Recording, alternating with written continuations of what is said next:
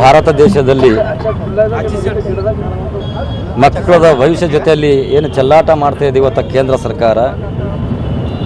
ಇವತ್ತು NEET exam ಇರ್ಬೋದು, ಈ ಹಿಂದೆ ಸುಮಾರು 6-7 ಸರ್ತಿ ನೀಟ್ ಪರೀಕ್ಷೆ ಹಾಗೂ ಇತರ ಪರೀಕ್ಷೆಗಳೆಲ್ಲ ಪೇಪರ್ ಲೀಕ್ ಆಗೋದು, ಇದರಿಂದ ಇವತ್ತು ಅನೇಕ ಯುವಕರು ತಮ್ಮ ಬಾಳನ್ನೇ ಹಸನು ಮಾಡ್ಕೊಂಡು ಕಳ್ಕೊಂಡು ಕೂತಾರೆ.